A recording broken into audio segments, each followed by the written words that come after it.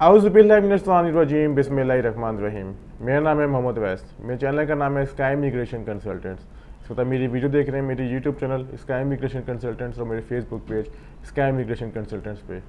Japan tourist visa 2023 की बात करते हैं कि 2023 में जापान का वीज़ा जो लोग अप्लाई करना चाह रहे हैं वो किस तरह अप्लाई कर सकते हैं, क्या क्या डॉक्यूमेंटेशन चाहिए होगा, अपॉइंटमेंट का क्या क्राइटेरिया है, रश कितना है, वीज़ा रेशो कैसी जा रही है, ये सारा कुछ मैं आपको एक वीडियो में कोशिश करूँगा बताने की, समझाने की, ताकि आप तक भी जो इन्फॉर्मेशन मेरे पास है वो आप तक भी पहुँच सके। सबसे पहले मैं आपको ये क्लियर कर दूँ कि काफ़ी ज़्यादा ये गॉसिप्स हो रहे हैं जी कि जापान ने अपनी अपॉइंटमेंट स्टार्ट कर दी है, आपको अपॉइंटमेंट लेनी पड़ेगी, वो पेड अपॉइंटमेंट है या ऑनलाइन लेनी पड़ती है या फिर BFX ग्लोबल के थ्रू लेनी पड़ती है, ऐसा बिल्कुल भी नहीं है। ठीक है, अब मैं क्लियर कर दूं कि जापान का जो अभी तक केस है वो वॉक इन ही हो रहा है, आपको वॉक इन नहीं करना पड़ेगा, जो उनके टाइम शेड्यूल्ड है आपको उसी तरह विजिट करना पड़ेगा, अपनी पासपोर्ट सबमिट करना पड़ेगा। हाँ, जो उनकी लिमिटेशंस हैं पासपोर्ट कलेक्शन की वो आपको फॉलो करनी पड़ेगी। अब ये नहीं हो सकता कि अगर आप उनका एम्बेसी खत्म हो बंद होने वाली 5 मिनट रहेगा और आप जाके अपना पासपोर्ट सबमिट करवाना चाहें, अगर उनके पास सारे केस जो उनकी एक लिमिटेशन है वो कंप्लीट हो चुकी है तो आपको केस सबमिट नहीं होगा, तो आपको वेरी नेक्स्ट डे जाना पड़ेगा। ये चीज़ क्लियर होगी, यानी आपको अपॉइंटमेंट लेने की ज़रूरत नहीं पड़ेगी, लेकिन आपको जो उनकी है उसको चीज़ को रूल्स एंड रेगुलेशन को फॉलो करना पड़ेगा। सेकेंडली बात पे आते हैं इसकी एम्बेसी की फ़ी। एम्बेसी की फ़ीस कितनी है? काफ़ी लोग कह रहे हैं जी कि इसकी फ़ीस इन्होंने रख दी हैं, बढ़ा दी हैं इस तरह की। आपको बात कर दूँ, इसकी कोई एम्बेसी की फ़ीस नहीं है, फ्री ऑफ कॉस्ट है। जिसकी वजह से आपको पता होगा कि पहले लोग जब सर्दियाँ नहीं आई थी तो लोग सुबह के टाइम फजर के टाइम भी जाके लाइनों पे लग रहे थे ताकि अपना केस सबमिट करवा सकें। उस पर बहुत ज़्यादा वीज़ा रेशो भी बेहतर रही, लोगों के रिफ्यूज़ल भी आए, हत्ता कि जिन लोगों के कनाडा और अमेरिका के स्टैंप्स लगे होते, स्टिकर्स थे, वैलिड वीज़ा थे, उनके केसेस भी रिफ्यूज़ हुए। लेकिन एक अलग चैप्टर है, हम उसको फिर किसी वीडियो में डिस्कस करेंगे। लेकिन अभी जो मैं बात कर रहा हूँ कि जापान की एम्बेसी की फ़ीस नहीं है, फ्री ऑफ कॉस्ट है, अपना पासपोर्ट आप जाके अपना केस सबमिट करवा सकते हैं। डॉक्यूमेंटेशन की बात की जाए तो उनकी वेबसाइट पे उन्होंने इटर्नी कुछ डाली हुई है, आपको इटर्नी फिल करनी पड़ती है। इटर्नी से मीन टू से आपको मैं साल समझा दूँ कि काफ़ी लोग कहते हैं जो ट्रैवल प्लान होता है वो तस्वीर लगा देते हैं जी कि हम लोग डे बाय डे अपने प्लान देना है, लेकिन उन्हीं के फॉर्मेट में देना है, जो उनकी रिक्वायरमेंट है वो आपको लगा के देना पड़ेगा। आप उसको ये नहीं कर सकते कि आप अपने फॉर्मेट में या फिर आपको कंसल्टेंट आपको कैलेंडर बना के उसमें तस्वीरें लगा के टोक्यो की फलां की आपको दे दे, वो एक्सेप्ट नहीं करेंगे। ये चीज़ क्लियर होगी।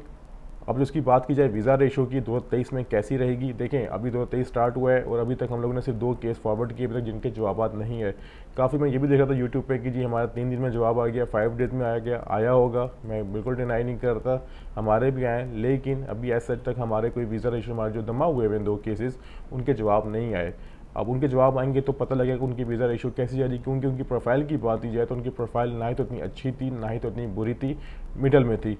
ठीक है, तो इससे असेस कर सकते हैं कि उनकी वीज़ा रेशो। लेकिन अक्सर मैं ये बात कहता हूँ आपको, बेशक आपके डॉक्यूमेंट स्ट्रॉन्ग हो या वीक हो, जो कंसल्टेंट होता है वो आपसे जो फीस लेता है वो आपके कागजात में जान डाल देता है। साल लफ्ज़ों से ज़्यादा डॉक्टर होता है जो आपके पास अपना मर्ज़ लेके जाते हैं, जब उस मर्ज़ की तशखीस करता है तो आपको उसके मुताबिक ही नुस्खा बना के देता है, प्रिस्क्रिप्शन बना के देता है, तो फिर वो आपको नुस्खा दवाई खाने से आपको कुछ बेहतरी आ जाती है। डेट्स सेम थिंग, जो कंसल्टेंट होता है वो आपकी डॉक्यूमेंटेशन, जो कवरिंग लेटर होता है, वीज़ा रिक्वेस्ट लेटर होता है, या फिर जो भी आपकी डॉक्यूमेंटेशन अपने पास से लगाता है या आपके डॉक्यूमेंट्स को लेकर चलता है, तो उसमें जान डालने की कोशिश करता है। तो लेट्स सी, देखते हैं कि जो जवाब आपसे लाजमी डिस्कस करूँगा कि जापान की वीज़ा रेशो कैसी जा रही है 2023 में। लेकिन मैं आपको बात क्लियर कर दूँ कि इसकी एम्बेसी की फ़ीस भी नहीं है एक चीज़, और उसको आपको वॉक इन कर सकते हैं। ये 2 चीज़ें जो बहुत मैं आपसे डिस्कस करना चाह रहा था, ज़रूरी समझ रहा था।